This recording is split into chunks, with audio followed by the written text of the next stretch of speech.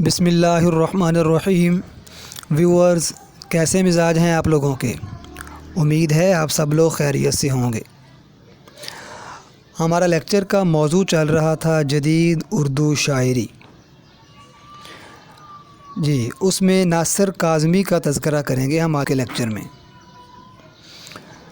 ناصر کاظمی اردو غزل کا ایک معتبر نام ہے اور انہوں نے اردو غزل میں ایک نئے لہجے کو متعارف کروایا، اردو غزل کو ایک نئی سوچ دی۔ اس میں کوئی شک نہیں کہ ناصر کاظمی نے شاعری کا آغاز اختر شیرانی سے متاثر ہو کر کیا تھا اور سونٹ اور نظم میں طبع آزمائی کی، لیکن وہ جلد ہی اس حقیقت کو پا گئے کہ ان اصناف ادب میں اگر طبع آزمائی کریں گے تو محض تقلید پرست شاعر کہلوائیں گے۔ چنانچہ انہوں نے سونٹ اور نظم سے کنارہ کشی کر کے غزل سرائی میں اپنا لوہا منوایا۔ ناصر کاظمی نے اردو غزل میں نہ صرف جدت پیدا کی بلکہ اپنا ایک انفرادی رنگ غزل میں دکھایا۔ غزل کیا ہوتی ہے؟ غزل شاعر کے جذبات و احساسات کی عکاس ہوتی ہے۔ شاعر غم جانہ کا ذکر لطیف جذبات کو غزل میں بیان کر کے کرتا ہے اور غم دوراں کو بھی اپنی مشاہداتی قوت سے بیان کرتا ہے۔ ناصر کاظمی نے جب میدان غزل سرائی میں قدم رکھا تو اس وقت داغ دہلوی، جگر مراد آبادی، حسرت موہانی، فراق گورکھپوری، جوش ملیح آبادی، احسان دانش، یوسف ظفر، احمد ندیم قاسمی، فیض احمد فیض وغیرہ غزل دانوں کا سکہ اہل اردو دان لوگوں کے دلوں میں بیٹھا ہوا تھا۔ ناصر نے تحریک ترقی پسند کے رویوں کو نظر انداز کر کے غزل کو اپنے اظہار خیال کا ذریعہ بنایا۔ انہوں نے غزل سرائی اس وقت شروع کی جب غزل کو مطعون قرار دیا جا رہا تھا اور نظم کو پذیرائی مل رہی تھی۔ ناصر نے غزل سرائی کر کے اپنے ہم عصر شعراء سے داد سخن وصول کی۔ ناصر کاظمی کی غزل میں تنوع بھی ہے، بوق المونی بھی۔ ان کی غزل میں تقسیم عمل کے زخم خوردہ عناصر کا بھی ذکر ملتا ہے جو ناصر کی طبیعت میں اضطرار و بے چینی کا باعث بنے تھے۔ تقسیم کے وقت کشت و خون کے بازار گرم ہوئے تھے۔ اس المیے نے ناصر کاظمی کو متاثر کیا جس سے ان کی شاعری میں اداسی اور غم انگیزی در آئی۔ ناصر کاظمی کے مطبوعہ کلام میں جو کتب شامل ہیں وہ یہ ہیں: برگ نئے، دیوان، پہلی بارش، نشاط خواب، سر کی چھایا، خشک چشمے کے کنارے، انتخاب میر، انتخاب نذیر، انتخاب ولی، انتخاب انشاء وغیرہ۔ اب ہم دیکھتے ہیں ناصر کاظمی کی شاعری کا علامت نگاری کے حوالے سے جائزہ۔ ناصر کاظمی اردو غزل کا ایک معتبر نام جس نے اردو غزل کو ایک نئی سوچ دی۔ یہ پوائنٹس کی صورت میں نوٹ کر لیجئے گا، اس کو آپ کے لیے آسانی ہوگی۔ نمبر 2، تقسیم کے وقت کشت و خون کے بازار گرم ہونے کا اثر ناصر پر بھی پڑا۔ ان کی شاعری میں اداسی و غم انگیزی در آئی، جیسے کہ شہر در شہر گھر جلائے گئے، یوں بھی جشن طرب منائے گئے، کیا کہوں کس طرح سرے بازار، عصمتوں کے دیے بجھائے گئے، وقت کے ساتھ ہم بھی اے ناصر خار و خس کی طرح بہائے گئے۔ مزید یہ کہتے ہیں: او میرے مصروف خدا، اپنی دنیا دیکھ ذرا، اتنی خلقت کے ہوتے شہروں میں ہے سناٹا۔ مزید مثال ملاحظہ ہو، اداسی کو بطور مایوسی علامت کے طور پر اپنے کلام میں یوں استعمال کرتے ہیں: میرے گھر کی دیوار پر ناصر اداسی بال کھولے سو رہی ہے۔ نمبر 3، ناصر کے لیے ہجرت جان کا روگ بن گیا۔ ناصر کے لیے ہجرت جان کا روگ بن گیا۔ لہو رنگ بہاروں نے ناصر کو خزاؤں کا مرثیہ کہنے پر اکسایا۔ وہ چمن اور گلستان کے اجڑنے کی علامتوں سے مراد نسل انسانی کی تباہی و بربادی لیتے ہیں۔ آخر ان کے کلام میں یہ اداسی اور مایوسی کی وجوہات کیا تھی؟ میرے خیال میں 4 چیزیں بڑی اہم ہیں، نوٹ کر لیں وہ 4 کون سی ہیں۔ نمبر 1، مادری زبان سے دوری۔ نمبر 2، ہجرت کا دکھ یعنی وطن سے دوری۔ نمبر 3، دوست احباب سے دوری۔ نمبر 4، اپنے محبوب سے دوری۔ جی اب آتے ہیں پوائنٹس پر۔ چوتھا پوائنٹ ہے، ناصر لاہور شہر کو پسند کرتا تھا اور شہر کی رونقوں کو کلیوں کی خوشبو کی مانند قرار دیا جاتا تھا۔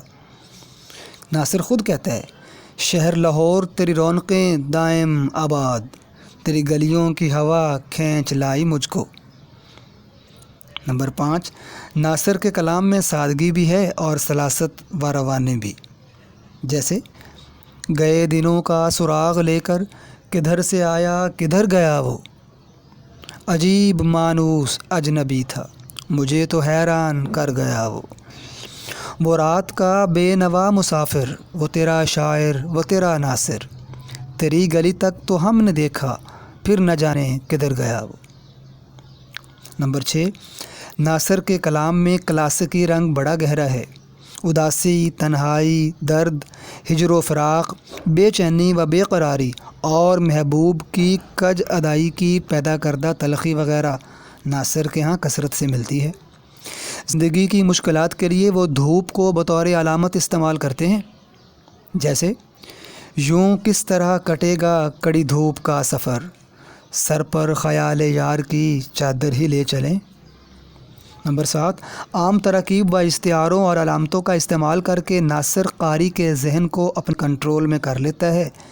چراغ کو وہ روشنی کی علامت کے طور پر استعمال کرتے ہیں، مثلا میری رات کا چراغ میری زندگی ہے تو، رات بہت کالی ہے ناصر گھر میں رہو تو بہتر ہے۔ نمبر 8، عام شعراء کے ہاں اکثر بیمار رومانیت کا ذکر ملتا ہے، لیکن ناصر نہ تو بیمار رومانیت کا قائل ہے اور نہ ہی اس کے ہاں عشق جنون خیزی کا باعث بنتا ہے۔ وہ حسن کا نقشہ کھینچتے وقت معتدل اور متوازن رستہ اپناتا ہے۔ وہ اپنے محبوب مجازی کو چاند سے تشبیہ دیتے ہیں اور چاند کی علامت استعمال کرتے ہوئے کچھ یوں رقم تراز ہیں، چاند چمکا تو ہم نے وحشت میں، چاند چمکا تو ہم نے وحشت میں، جس کو دیکھا اسی کو چوم لیا۔ نمبر 9، ناصر کو ماضی سے والہانہ لگاؤ تھا، انہیں پرانی صحبتیں اکثر ستاتی ہیں، وہ یاران محفل کی جدائی میں غمگین اور افسردہ ہو جاتا ہے۔ مثال ملاحظہ ہو، جنہیں دیکھ کر جیتے تھے ناصر وہ لوگ آنکھوں سے اوجھل ہو گئے ہیں۔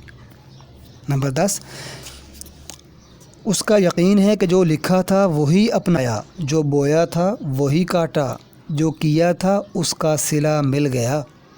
مثلا آشنا درد سے ہونا تھا کسی طور ہمیں، تو نہ ملتا تو کسی اور سے بچھڑے ہوتے۔ نمبر 11، ناصر نے اپنے آخری انٹرویو میں کہا، مجھے غزل، قطع، رباعی اور آزاد نظم وغیرہ سے سروکار نہیں۔ تمہیں پتہ ہے کہ شاعری صرف مصرع لکھنے کا نام نہیں، شاعری تو ایک نقطۂ نظر سے زندگی کو دیکھنے کا، چیزوں کو دیکھنے کا، ان کو موزوں طریقے سے بیان کرنے کا نام شاعری ہے۔ نمبر 12، انہوں نے عصری زندگی کے مسائل بیان کرنے کے لیے بڑے خوبصورت استعارے اور دل فریب علامتیں استعمال کیں۔ ناصر کی تخلیقی واردات کا استعارہ یاد ہے۔ یاد کا استعارہ ناصر کاظمی کی شاعری میں ہجرت کی وجہ سے دار آیا ہے، جیسے اے دوست ہم نے ترک محبت کے باوجود محسوس کی ہے تیری ضرورت کبھی کبھی۔ مزید یہ کہ قافلے، کارواں وغیرہ کو ہجرت کے لیے بطور علامت استعمال کرتے ہیں۔ مزید یہ کہ قافلے، کارواں وغیرہ کو ہجرت کے لیے بطور علامت استعمال کرتے ہیں، جیسے میں بھٹکتا پھرا ہوں دیر تک، یوں ہی شہر شہر نگر نگر، کہاں کھویا میرا قافلہ، کہاں رہ گئے میرے ہم سفر۔ نمبر 13، ناصر کاظمی نے انتصار حسین سے مکالمے کے دوران اپنی شاعری پر تبصرہ کرتے ہوئے کہا، جس طرح عطر کی شیشی آپ کھولتے ہیں تو خوشبو آپ کو آتی ہے، تو پھول اور باغ تو نظر نہیں آتے۔ تو شاعری میں میرے یہ تمام واقعات براہ راست تو آپ کو نظر نہیں آئیں گے، لیکن اس زمانے کے حالات اور میری تگ و دو کو شاعری کے آہنگ میں لفظوں کے رنگوں میں دیکھ سکتے ہیں۔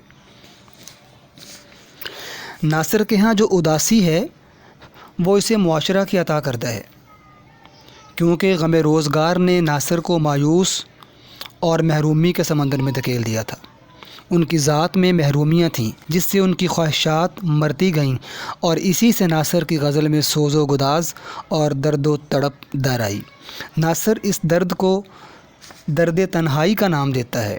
وہ انسانوں کے ہجوم میں بھی خود کو اکیلا اور تنہا تصور کرتا ہے۔ برگ نئے کی پہلی غزل ملاحظہ کیجیے جس میں ناصر تنہا اور اداس نظر آتا ہے۔ ہوتی ہے تیرے نام سے وحشت کبھی کبھی، برہم ہوئی ہے یوں بھی طبیعت کبھی کبھی، اے دل کسے نصیب یہ توفیق اضطراب، ملتی ہے زندگی میں یہ راحت کبھی کبھی، اے دوست ہم نے ترک محبت کے باوجود محسوس کی ہے تیری ضرورت کبھی کبھی۔ نمبر 14، ناصر دیوار کی علامت کو اقدار و روایات کے لیے استعمال کرتے ہیں، جیسے ایک شور سا برپا ہے خانہ دل میں، کوئی دیوار گری ہے ابھی۔ اور میں اگر ناصر کا اپنا پسندیدہ کلام آپ کو بتاؤں تو وہ ہے، نئے کپڑے بدل کر جاؤں کہاں، میں بال بناؤں کس کے لیے، وہ شخص تو شہر ہی چھوڑ گیا، میں باہر جاؤں کس کے لیے۔ ناصر کاظمی اردو غزل کا ایک معروف نام جس نے اپنے اشعار کے ذریعے شاعری کو ایک نیا آہنگ بخشا، اپنی نا آسودہ خواہشات دل میں لیے اس دنیا فانی سے اوجھل ہوا۔ ناصر خود تو چلا گیا لیکن اپنے ہونے کا ایک احساس، اپنی آواز کی گونج، اپنے تخلیقی شاہکار پیچھے چھوڑ گیا۔ اس کا انفرادی پن اسے شہرۂ آفاق تک لے گیا۔ تا دم دنیا ناصر کا نام ادبی دنیا میں گونجتا رہے گا۔ آج کے لیے اتنا ہی، اللہ حافظ۔ بسم اللہ الرحمن الرحیم۔